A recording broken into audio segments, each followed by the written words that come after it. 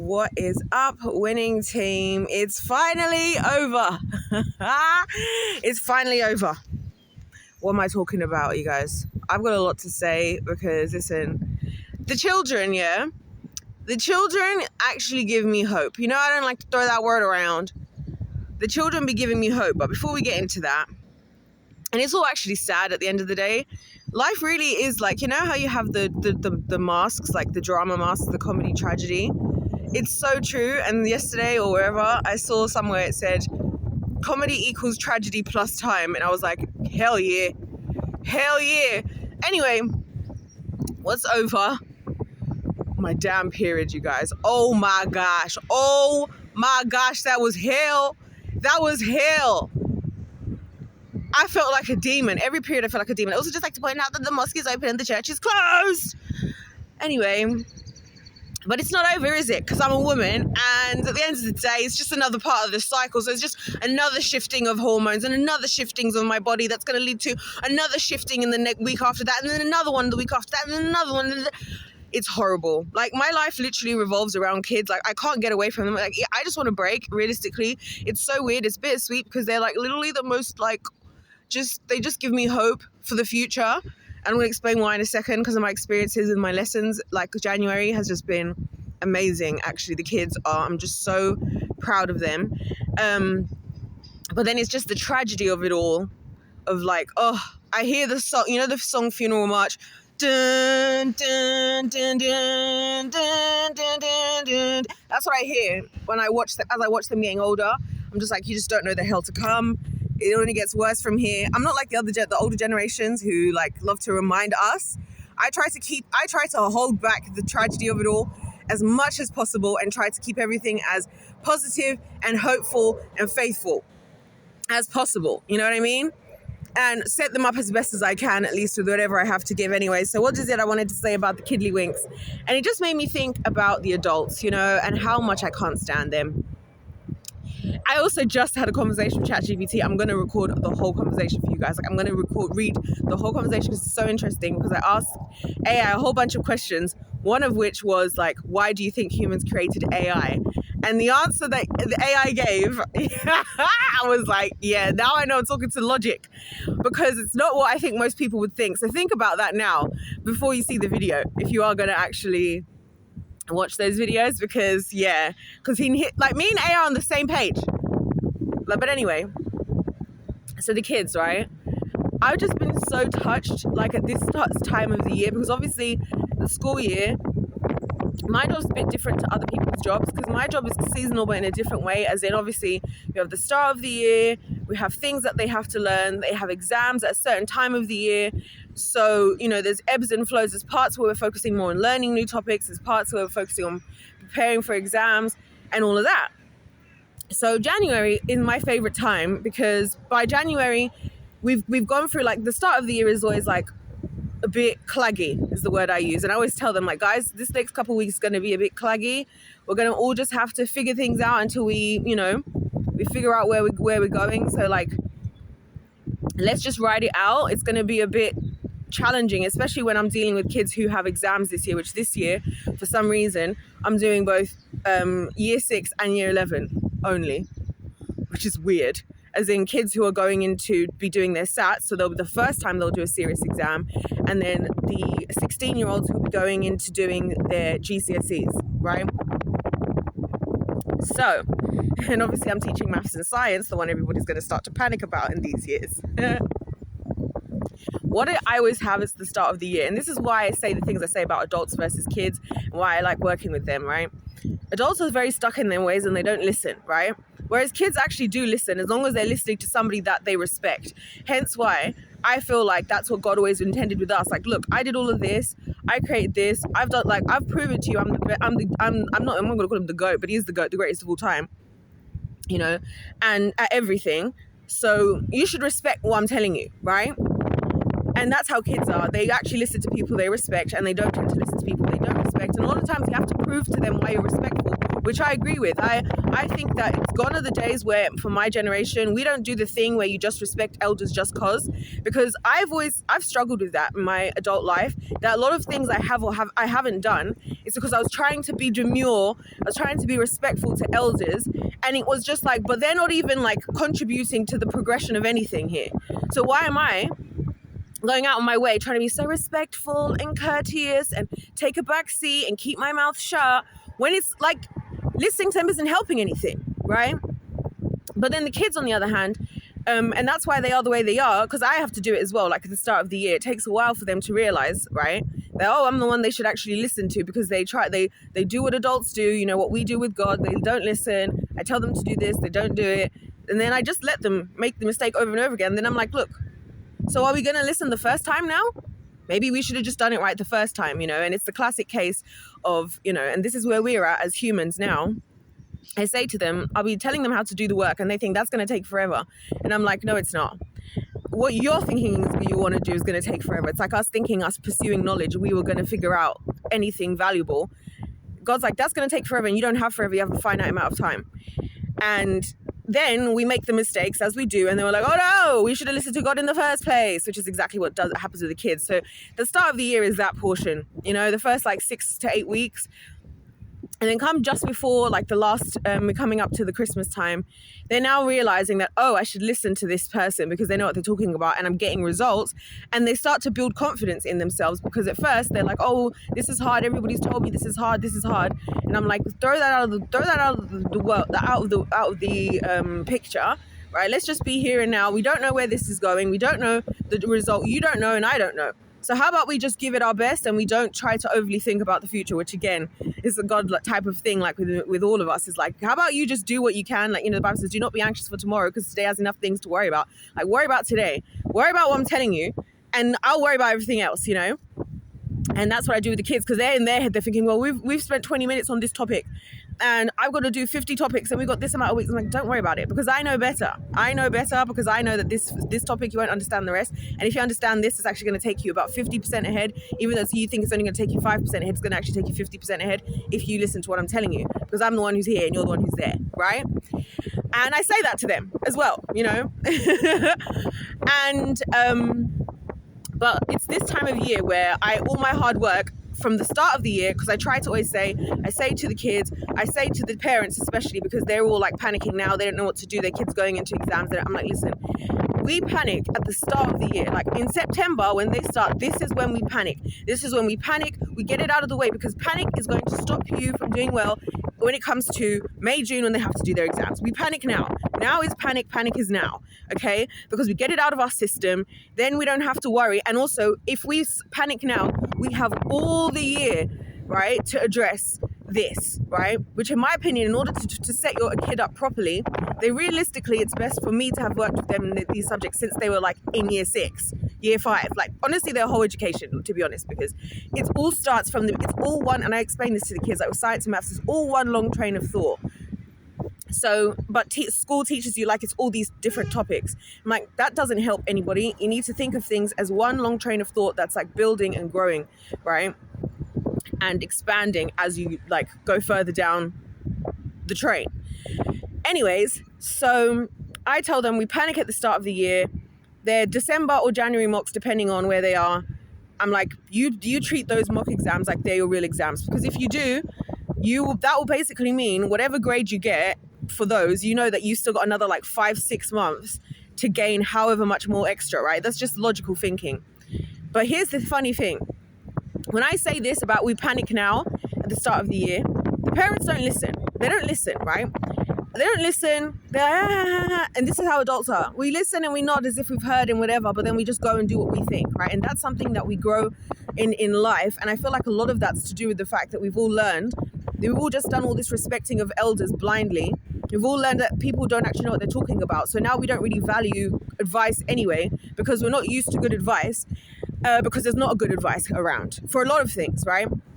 The kids, on the other hand, you know, because they're actually working with me, right? Their parents are not there. They're actually working with me.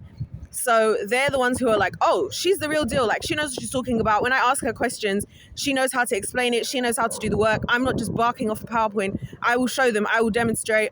I'll make mistakes. If I get stuck sometimes, I'm like, hey, you know what? Even I'm stuck.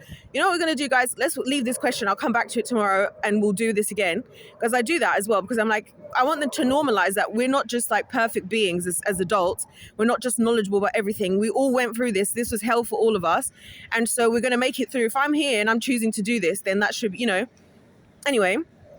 So they've learned that, like, okay, we should listen to her. So they do. So a lot of the stuff that the kids do, it's independent of anything to do with what their parents say. Because a lot of parents complain, like, oh, my kids are spending too much time doing this, doing that. And I'm like, yeah, I actually don't think that's the biggest thing you need to worry about right now. I think you need to worry about the way you're speaking to them. I think you need to worry about the type of environment they're in. Because the advice I'm giving them as far as their education and the subjects I teach, if they have a safe environment at home, they're going to do what they need to do, and they're not even going to be need to be reminded, because they're going to do it, and they do. And that's why I'm saying I'm so proud of the kids now, because these kids, are actually revising in January. Praise Jesus, now February, but these kids are taking it seriously because they've seen how my advice has worked out, right? And how I was correct. This is why I'm like, okay, we've got teachable generation here that can actually learn. I feel like God finally has some people to work with, because like I'm looking back, I remember last year I had said to some of my students I had from last year till this year, I said to them, they had mocks last year, gave them the same advice, I said, treat these like they're your real exams. The other kids that other people in different classes or different experiences weren't having the same experiences they're having with me. And so then they get called lucky, right? One of them did really well. They got like a 9 in, what was it? Maths. Is it maths? Maths, which 9 is the new A+. It's the new A star, right? Don't ask. Anyway, they got a 9. And this is an entire year before they're going to sit their final exams. And this is what I'm saying. If we set them up for success, right, ahead of time, and if people listen to what I'm telling them, right, when I'm the one who's doing the job, because that's the funny thing as well when I'm talking to these parents sometimes, some parents irritate the hell out of me, because they're like, they don't know how to teach the stuff. They get confused with the homework themselves. I'm telling them, you just need to leave the kids alone. Oh, but I feel like they're not doing enough work. I'm like, trust me, they're doing enough work, because I teach the kids about making sure you take the time to rest. Don't overheat your mind, like overdo your mind. It's better for you to work strategically, be focused in a smaller amount of time than sporadically all over the place, overwhelmed over a longer period of time, right? Because in an exam, it's an intense experience, right? Especially if you're doing it for the first time at 10 years old, which why are we putting kids under that at 10? I don't know. It doesn't bring any help. It doesn't toughen anybody up in any way. All it does is create people to be scared of difficult situations and just learn how to keep panicking and panicking more and dealing more poorly with it every time, rather than learning how to embrace the situation, right, and deal with it. So like, even with the kids, I teach them, like I always tell them, and I'll just tell them this stuff from now. Don't plan for your exam days as if everything's going to go well. Don't think I'm going to wake up at 7 o'clock and then I'm going to have my breakfast at this time. I'm going to prepare for, like, as I always say to you guys, hope for the best, prepare for the worst. Like, don't just assume everything's going to go perfectly because you think it is. Because if one thing goes wrong, you're going to be off. And this is exactly what the education system actually teaches us all to do. Follow this path, do this, get an education, get a good job. I can't believe I'm seeing this guy. You've got to be kidding me. I'm seeing this guy. What a joke. Do this, right? And follow this exact path, and you're going to get yourself to wherever you're going to get yourself to, right? And it's like, well, what happens if that doesn't happen? What happens if you lose your job? What happens if whatever, right? What happens if whatever in life? What happens if you get into a really serious accident and you never know what's going to come next? Like, so these things I'm teaching them, I'm applying it in maths and English, and maths and science. But realistically, this is real life. This is like real life stuff. You got to be prepared, right? Because you'd rather be prepared and say, hey, you know what? I know how to deal with a question. Because a lot of teachers, I don't know why they do this. They teach the kids, this is this type of question. If you see this, take step A, B, C, D, and do this. So then the kids are like being taught like a script. And I'm like, but we all know that, like, for anybody who's taught for long enough, that you don't know what's coming up in the exam. You don't know how they're going to phrase the questions. So the kids panic. So like yesterday I was doing biology. I hate when I have to do biology, but every now and then I have to do biology. I was doing biology, and there was a question, right? And it was about plant cells. And we had just done the whole topic. We just covered all the stuff to do with the root hair cells, the xylem, the phloem, all of that, right? How they transport things, how they do this and that, why one does transpiration, why one does translocation, all of that. And we then the question was like, so exam question, because another piece of advice I give them, I'm like, listen, from this point out for the rest of the year, the only types of questions you should do are past paper exam questions, because then you can familiarize yourself with how they ask the questions, what to write if it's 1 mark, what to write if it's 6 marks. That's about 30% of what you need. Like, I would argue that understanding how exams actually work is about 40% of the exam, but a lot of kids don't even get that much experience with past paper examples. They just taught one topic in class, and then in the exam, the question will be on like 3 topics, or the question will throw a curveball, and then they're shocked because it's not what they saw in class. So I'm like, again, we're not setting them up for success, but whatever. So I'm like, I did this question. This is why I do past paper questions with them. We just did all this stuff, right? All these lovely notes, all these questions. And then this question comes up about an algal cell. And it's a plant, right? And it's like, look at this algal cell, describe, it was like, label what this and this is. And they were like, I've never seen an algal cell in my life. I was like, yeah, but look at the question. Because it was labeled, and it had the xylem, the cellulose, the cuticle, all of this labeled. So it said, explain what happens in such and such part of this. And they're like, I don't know, because it's an algal cell. I was like, yeah, but look at what you do know. Like, what do you know? You know what the cell wall is. And you know what, like, it's like the fact that there's an algal cell there is just for them to make it into a topic, to make it into a question. But in reality, and it's like, these little things is what I'm talking about, right? When I say they need the practice, because they're going to be thrown in, we don't know what the exam's going to say. And if you just all of a sudden see something you don't know, a lot of people go, oh, I've never heard of this, and skip to the next page. And I'm like, oh my gosh, because I've had times where I've had kids bring back their papers, especially if I do papers with kids. I don't know, even when I'm doing my lessons, I don't immediately tell them if they're right or wrong. I ask them why they gave the answer they gave, if they're sure about the answer that they gave. Because if they're not sure, then I'm like, well, you need to tell me when you are sure. Because they need to be confident enough in their answers. We can't do this, oh, we're not sure. Like, this again is how adults are, whatever. It's just airy fairiness. I'm like, no. Come back to me when you are sure, or come back to me when you have a reason. Whether the answer is right or wrong. Because I want them to be able to articulate and understand, because again, that's what they have to do in the frigging exams. So I do this. These are the things I be doing, yeah, which I know is not popular, because a lot of kids, like, I can tell, because like one teacher will say one thing, oh, they don't listen, and I try to explain this to them, but they're not listening. I'm like, no, you're barking at the front of the thing, and that's why they don't know. But you're lecturing them. You're trying to say all this stuff about, oh, you listen to adults, don't ask. You know, people are scared to ask questions. It's going to be kind of ironic circling back to AI when I come back to do that. So you guys should definitely watch that, because the questions I ask AI is very telling, and a lot of the stuff I'm saying runs true with the answers the AI was giving me. And so, you know, so that's why I teach them, like, you see, now you know, because now they're not going to be stressed when they see these things, right? Because they see something they're unfamiliar with, because they know, focus on what you do know, not what you don't know, and use what you do know to see if you can figure out what you don't know. That's also exactly how you look at algebra, because with algebra, you never know where you're going, or like even with like things like trigonometry, you don't know where you're going. So you start with what you do know, because everybody wants to rush to the answer. And that's the funny thing. That's how we all are as humans. We don't rush to the answer. We don't want to endure the process, but usually the process is getting you to the answer, and you can't see the answer because the answer is at the result of you going through the process. Like, I'm literally like preaching at this point. Yeah. So this is what I'm going through. So this is why it takes a lot of patience. I'm not going to lie. Like, I've realized that part of the reason I think I don't really like socializing is by the time I'm doing this back and forth with kids all day, all day, every day, I am exhausted. You know, I am exhausted. I just want to do my lesson plans and my stuff like in quiet, or just listening to something, or just alone, because it is a lot of talking, a lot of patience from me. But I'm happy with that patience because it's productive, because while I'm saying this stuff to the kids at the start of the year, I don't know where it's going. And a lot of adults, again, because it's us as people, we want to do something right now. We immediately want to see the result in a second. But kids are not like that. It takes them time, because they're growing, they're learning, right? They're growing organisms like all of us. You don't plant a tree, right? You don't plant any of these trees you can see behind me. You didn't plant them like this, and then they all of a sudden became a tree tomorrow. It takes time for them to grow. It takes fertilizing, it takes water, it takes sunlight, it takes, the air and all of this stuff, all these things to come together over time, right? For them to grow. So that's why I don't rush them. If I don't try and bark back at them if the next day they're not doing things perfectly. I may throw in some reminders, right? And it works, because then I get to the end of this time of the year, and these guys are so serious. I don't have to ask them to redo this and to redo that. They're learning independently. I don't set a lot of homework. I don't really set homework. You know why? Because usually the kids are already working on stuff. They're already asking me, hey, can we do this? I'm stuck on that. They're already doing it themselves. They've already been studying. Oh, I was going over this last night. I was looking at topics such and such and such and such, and I just didn't quite get this question. Could I ask you about that, please? Of course you can.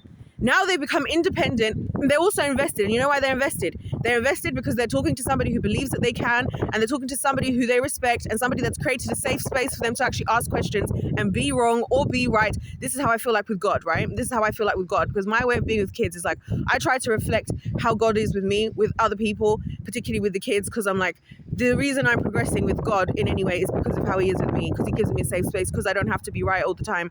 I get to be wrong. I get to make mistakes. He gives me time. He's not like, giving me anxiety of not doing things right the first time, anxiety of not doing things right overnight. And he knows that even if it might not look like it right now, he knows the seeds have been planted and that I'm actually, it's going to grow. It's going to grow. And he's there. He's prepared to have the patience with me to allow that process to take place, right? So, it's like when people say, I don't know how you do this stuff with kids. I'm like, you just love them. You should just love them. It's the basic thing. You love them. You love them and you treat them like how you would treat somebody that you love. You give them patience, you give them understanding, you create a safe space, you allow them to be wrong, you encourage them to grow. You know what I mean? It's not rocket science. So we're now here and I'm loving life. I'm loving my work at the moment. I'm not going to lie to you. I'm actually loving it. I'm loving it. The kids are engaged, they're listening, they're asking questions. And they're like hanging on. Like, this is what I know. They go from like not even making eye contact, talking to their friends, looking around, looking down, to like hanging on to every word I'm saying. Like, that's what it's like in my lessons. The kids are like hanging on to, it's like how I feel when I'm like in a church service and, the man or woman of God is like killing it, right? And I'm like at the edge of my seat because I'm like, this is like, I understand what you're saying. And I need to understand every single word coming out of your mouth. I need to understand it, right? And this is how they behave. They're at the edge of their seats. Like they're ready. They're listening. They're ready to pause me. Like, sorry, can I ask to stop you for a second? Because I'm a little bit confused about this. Go ahead. You know what I mean? And it starts because I create an extremely safe environment at the start of the year. I make it very comfortable. And I tell them ahead of time, I prepare them. It's going to feel like you're being thrown in the deep end, and you are, but it's okay. We're just going to embrace it. We're going to make it out the other side. You know what I'm saying? Rather than being like, back in my day, we didn't have this, back in my day, or these younger... No, because actually a lot of the work they're doing, all these topics I'm even talking to you about, irrelevant for their lives. This isn't going to help them in life. It'd be better off, all the kids should just do basic maths and English that we all need. They should be getting taught skills for life. If we're going to say that the education system is replacing what parents used to do, then it should. They should be learning all the key skills of life, of things to do, how to live as adults, prepare themselves. That's what they should be doing. Them learning about all some of these topics that I love them. I love some of these topics I teach because I love science, but it's not relevant to them. They like, I'm talking to these kids, right? Because I always ask them, because I like to keep in mind what they actually want to do, because it also tells me a lot about how they are as a person. I always ask them, like, what is it you want to do when you are older? Like, what job role do you want to do? Like, do you have an idea? If you don't have I always remind them, if you don't have an idea, it's fine. You don't have to have one. I'm just curious. And I ask them what types of things they like to do about their hobbies and stuff, because it tells you a lot of stuff about them. That's always at the start of the year as well. And that's also to kind of ease everybody in. Because you see, the thing is, when you do stuff like that, when you then go hard on them, they'll just rise to the occasion. Because then when I'm like, look, guys, this is going to be a tough one and we're going to have to push through, they're ready, because they know that I'm not just trying to talk to them. Because the kids can tell as well. Like, there's a lot of just egomaniac teachers out there, egomaniac even parents, who just want to exert dominance and just be these whatevers, yeah? And they can tell. So then they just do things out of fear, you know what I mean? And there's no learning happening. They're just tolerating and they're just getting through. They're like, how do I get through this next 60 minutes, this next hour and a half, this next 45 minutes? I'm just trying to get through the hour. They're not here for education. And then all the adults are like, oh, we don't know what's happening with you today. We don't know what's happening. Sick of them. Sick of the older generations, by the way. So sick. And so, yeah, and here we are. Fast forward. All my seeds that were planted are paying off, mate. They're paying off. The kids are doing what the kids need to do. It makes my job easier now, because I don't have to do all that I did in the beginning. It's worked out. And they're listening. And it's the parents who shock me. They're like, I can't believe it. I can't believe my son is at home and he's been spending like an hour and a half doing his maths homework every day. And I'm like, yeah, because you see, now that first of all, they believe they can do it now, because especially when you're telling kids, oh, you're not amount to nothing, or you don't know anything, or you're just not smart enough, you're not trying hard enough. That doesn't make them feel like they can do it. It makes them feel like they can't. So then they're like, what's the point in trying? But then they feel like somebody believes that they can, or they feel like, you know, I've seen myself progress. I've seen that I can actually succeed at something I thought I couldn't do. It incentivizes them to want to try more, because now, before, they were like, oh, I was just trying to hope to get a C, but I've proven to them they can get a B. So now they're like, well, the heck? Why can't I just get an A then? And I'm like, damn right, why can't you? Why can't you? You know what I'm saying? And it's so funny because the kids who get to work with me, right? One of the kids who I know, like, not work-wise, but my younger brother, right? It's kind of funny because he's another one who, in his own volition, just comes and asks me for advice here and there about school. And I've always told him, listen, you and all your friends, you can always have free tutoring from me, because that's going to be my investment to the group project. That's going to be my investment into my generation. You guys come and ask me. I don't care what. Ask me. I'm going to make the time. I'm doing it for free because, like, I'm doing it. I don't want to be held back by anything. I don't want anything to get in the way. The only thing, obviously, is if it's his friends and stuff, then they have to get parental consent and whatnot, because they're underaged and I don't do interactions with underaged people. You guys know this. And so he did really well, right, on some exams, and he had somebody say that he was lucky. And I was like, listen, luck is for losers. You put in the work, because he put in the work, because he took my advice. He put in my work, he took the advice. And this is what I'm saying, like, my generation, we've got something to work with here. The adults, because they're the ones who don't be listening, because it's the same parents who I'll say at the start of the year, look, this is now when we panic. If you want to give me a phone call, I can give you some advice of where to go for this, where to go for that. If you want to chat, like, I chat to them, like, if you want to know about how to get from this stage to that stage of education, I don't even respect the education system, but I still tell them, like, the ways of, like, how you can do this when they're, like, worried about which schools to go to. Is it a good decision? Like, I had a mum who wanted to speak with me last year. She did. She was like, do you think my daughter wants to move schools? I don't know what I should do, because I don't know if I should get her to move or not. Is it too late? But she really wants to. And I was like, you know what? Ultimately, it's your decision as a parent. But if you ask me, I don't think it's going to affect her very much. She's only in year 10. It's the start of the year. Whatever happens, she's got plenty of time to recover, and she should give it a try if she has the option.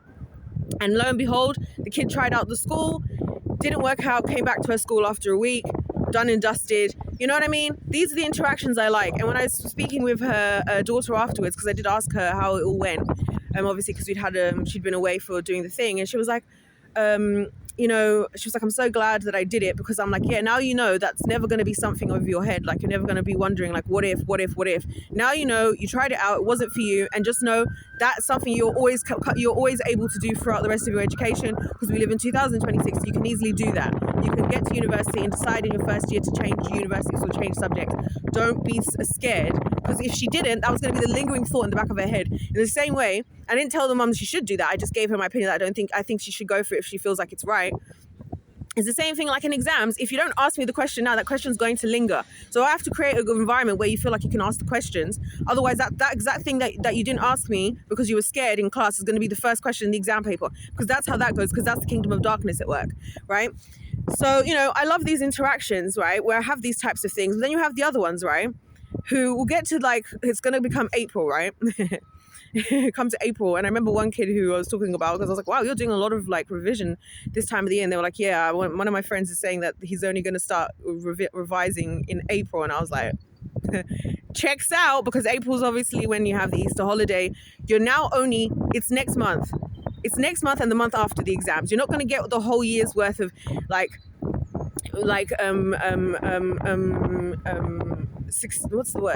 of learning done in that amount of time. Not to mention me, who's answering phone calls and talking with parents for half an hour, 45 minutes in January, in like September, January, February. My phone's going to be on Do Not Disturb at that time, because I'm going to be so busy, because everybody's going to want to do it. And it's going to be like, it's too late now. It's too late now, because I don't want to even be involved in a lost cause. I can't do all the work it's taken me for all this time. And like, this is what I'm thinking is like the reverse almost in like the older generations, where it's like all this work they would have to do to get back to where they need to be. I just don't feel like they're willing to do it. I just don't. And I get it, because obviously the further down the wrong path you are, the longer you have to go back, right? But it's like, I can't work with that now. I can't. And I almost feel like, what if that was how God was feeling with Moses' generation, where he's like, I can't work with you people. We're like, because if you think about it, when Moses died, God was like, I will let you see the promised land. So they were right there. Right? They were right there, and he could see it. It's like me sitting here and I can see so many things. Imagine me seeing in the distance and God being like, yeah, the distance is right there, but unfortunately, the amount of work that needed to be done that I was trying to do, the amount of work that needed to be done that I was trying to do cannot be made up in this short distance now. And this is what I'm saying about free will, you guys. This is what I'm saying about free will and our choices and how, like, we need to heed to the warnings. You know, one of the things I was talking about with AI is the Book of Lamentations, because I'd asked it a question. You have to come back to see what this was all about, because I'm going to record it as like a series, right? Because it's fascinating, and it's fascinating to see. So you can see how we organically went through this conversation. And I asked it to give me a summary of what was going down in Lamentations, because I'm not very familiar with the book, and I was just curious of the context in regards to the question that I asked, right? Because I was planning on reading it, which I plan on reading these passages in part of this, the video I'm going to do. Hence why I didn't read it then, because like I want to read it live action, so I can give you guys my real, raw, authentic, like organic response to the scriptures, especially being that I have a new Bible. And I asked ChatGPT this question. This is me not knowing the story. I said, because it was like, it's about where the people are lamenting of the fact that Jerusalem was destroyed. I was like, had God warned them that this was going to happen? Had God warned them that this was going to happen? And ChatGPT was like, yeah, God had warned them. And ChatGPT went as far as to make the statement that how it was a pretty common thing for humans. I can't remember exactly what it was, but like, I don't know. Okay, maybe it wasn't ChatGPT, maybe it was me. I can't tell. But anyways, you guys will see. Like, I was thinking it's a pretty common thing that we get warned, and then we're crying after the results. Adam and Eve. It doesn't change, you guys. I see it, like I said, in my own very job. Warned. And the kids are easier to deal with. It's like, no wonder Joshua's generation is going through. Because he's like, God's like, okay, you know what? These guys are teachable. They don't know a lot of other things. They don't have all these other things. Y'all gonna make it. Because y'all just going to listen to me, because you don't know anything other than the wilderness. And this is how I feel about these kids. You know, they're so tough. It makes me sad watching the kid, like, you know, the kids I work for, because they actually have to be quite tough. The world they're living in, they're used to social media. Everything is plastered all over online. They're overstimulated. They have thoughts and opinions and everything coming at them from everywhere. They're overinformed. They don't get to be kids. When I was a lot of their ages, you know, I was out and just unaware of the world, unaware of a lot of things. You know, they're so aware of like everything that's happening in the world. You know what I'm saying? And it's sad, you know, it's really sad to know that. But it's like, they're so tough, because I'm thinking they're taking this on the chin. Like, they're doing this hard work and they're just like, I got to do this. I'm just going to take it on the chin. They're just going for it. All right. And I'm so proud of them for that. But I'm just like, wow. And it's just so telling. And like, that's why I'm saying it's so interesting, like working with kids and just like seeing how different they are to adults. And again, it'll be it's a lot of times it's the parents who are like confused, like, oh, but we did this, but we paid money for this, but we did that. And it's like, yeah, but that wasn't what you were encouraged to do. If you guys are going to say you respect this job role that some of us do, then respect it. I'm telling you, that's not going to work. I'm telling you. And this is the other thing, I've sat these exams. I've sat the same exams as these kids. You guys can't say that. I can tell them, yeah, I remember sitting this exam paper with this exam board. This is the question we had. I was telling them in this biology lesson, I was like, yeah, when I was giving the example of this algal cell, I was like, I remember in my GCSE biology exam, same exam board as them. The first page that we had was a zebra horse. Never seen a zebra horse in my life. The question was just about genetics, right?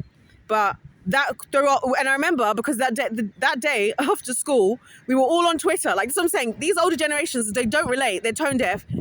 We were all on Twitter afterwards talking about what the hell was the Zor's question, because we've all had it all over the entire country. Anybody on that exam board on that day. What the hell was that Zor's question? Like, and we were all on Twitter talking about it. And there's little things that like just older generations just won't get, which, you know, but like, I know because I've been there. Like, I've been there in their situation. Like, we all in the wilderness together.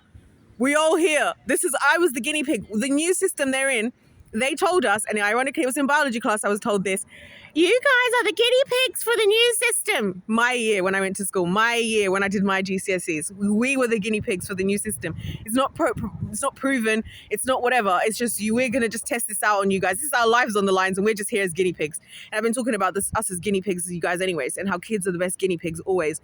Hence why Satanism, child trafficking, all this stuff is always an attack on the kids, because they're the greatest types of guinea pigs. Because why? They're the most moldable, teachable. They've got the most life in them, the most ability to go the distance, because they just have the most time left. They have the least amount of, I was just thinking as I was walking up, I was thinking, wow, like so many of my decisions, like I'm seeing people in my dreams that I don't want to see, and it's like, why are they there? And it's like, because I was in their vicinity. And I was thinking, you know what, you can't get away from anything. You can't get away from your past. You can't get away from your decisions. You have to face them head on. And like the more things we do, our free will, that's what's thinking about free will. Anyways, I'm going to wrap it up because I've already got a whole bunch of videos to record about this AI thing. But I just wanted to come on here to say that, like, it's so crazy that I'm actually living the life experience with all these different situations. And again, I have all these governmental companies coming out that everyone's trying to fix the education system. I'm like, you guys don't know what needs fixing. I've spoken to somebody in the government who works along with this stuff, who's told me, you're right about what you think, but it's never going to happen in this government. I've spoken to the horse's mouth. I've heard from the horse's mouth, you guys. I'm only not giving details because, you know, people's privacy and stuff. But if you knew. And so, but I'm the one who gets ignored, just like the kids do, because it's our generation. That's what happens. But it's like, we're the ones who are actually able to work with. I'm so glad that guy didn't notice me. It was the guy, by the way, who was like, I know what street you live on, who I saw at the church thing, talked about it. And I just saw him because he wears a very distinctive outfit, and it's very creepy in my opinion. So he just came around on his bicycle, and I was just like, thank God he didn't notice I was sitting here. The hood works. This is why I'm always in a hood. The hood works. I'm always in a hood. It's why I potentially bought this specific jacket for this season, because I'm like, look, I can just get lost in it. Especially when I'm like walking around, I just get lost. No one has to know who's on, who is she. No one knows. We don't know. The only thing I would add is sunglasses. But the thing is, I don't like to not see things exactly as they are. Even though I look really good in sunglasses. Shout out to my grandma, because she was a sunglass queen. Rest in peace. But yeah, anyways, you guys, you get the gist. It's just funny. It's funny how my job and doing my job parallels what I see of us as humans with God. And it's so funny that, like I said, the adults will be the ones who pray. The adults are the ones who don't listen. The adults are the ones who are unteachable and who can keep making mistakes, right? But then they're also the same ones who want to play God in life, who want to play God in their own lives, who want to play God in everybody else's lives. It's like, have you not looked left and right and realized that the state of everything shows that we don't know what the hell we're talking about? Whereas kids are like, their whole future is in our hands. You know, that's why I think my job is so much, the responsibility of it is an insane amount of weight to carry. Because if I'm the one who's responsible to teach you this subject, and your grade that you get at the end of the year is between you doing what you want to do and you not, and your heart being crushed and you're not, and I'm just a teacher. So the fact that like adults behave the way they do, particularly parents, oh goodness me, I can't wait to get my tubes tied for my birthday. I can't imagine. It's such an incredible weight to carry. And for that reason, I'm like, so let's humble ourselves. Let's not make excuses. Let's not turn a blind eye. Let's not walk around in pride. Let's not just take advantage of our position and be like, well, people do like, oh, because I'm an adult. Yeah, I'm an adult when you talk to me with respect. And I check the kids when they don't speak to me with respect. You know what I mean? Those are not like, and they don't. The funny thing is, they actually are respect, because I hear and see the conversations these kids have amongst themselves, and they don't talk like that around me. They talk very respectful. Thank you so much for your time. I really appreciate you doing this. This is really like, thank you for looking at. They're very, very, very polite, right? Because it's respect. And for that, I'm like, cool. You know what I'm saying? And I'm not one of those weird teachers. I always say to them, listen, you're free to have a drink, have a snack. You can go to the toilet whenever you want. You can ask questions whenever you want. I don't care. As long as you're focused on the work. And it works every time. So when I'm seeing teachers policing kids, kids are there. Do you think that if a child is trying to do work and they're sitting there cross-legged and they need to go to the toilet, they're going to be focused for the next 20 minutes? Let them freaking go. Do you think if they're feeling tired or dehydrated, it's going to help their education? No. I know I'm putting their brain through the ringer. So I'm like, I need to make this the best situation because this is going to be tough, you know? And then as adults, you and in people's workplaces, you go to the toilet when you want to. You get to have your water, drink your coffee in the morning. You can't live without, right? With all your addictions to coffee, everybody has tea and coffee around the world, right? You go and have all your snacks in your desk or your snacks here and whatever, and eat whatever you want at lunch and whatever, you know what I mean? I feel for the kids, man. I feel for them, and like that's why I said it's bittersweet. It's sweet because they're so sweet, and it's bitter because of the world we're living in. And it's just like, but then again, it's like it makes me feel. I'm so glad. I love working. I'm not somebody who doesn't like to work. Who hates working. I love working. The only thing I don't like, and it's so funny because ChatGPT picked this up as well, that I don't mind. You're somebody that doesn't mind carrying the weight as long as it's in a healthy environment, like it's leading to health.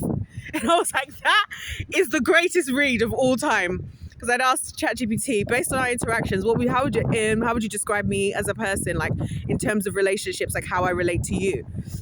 Because I was curious, because I used ChatGPT. I was thinking ChatGPT was going to be like, you're just here when you just use me, and you're just here when you want me, you're not here when you don't want me, which is what I was thinking, which is true, which is why I think everybody loves, that's one of my reasons why I think everybody loves AI. It's the perfect form of relationships that people want. So somewhere where you get everything that you want, like I've been saying, selfishly, you get everything you want without having to give anything back.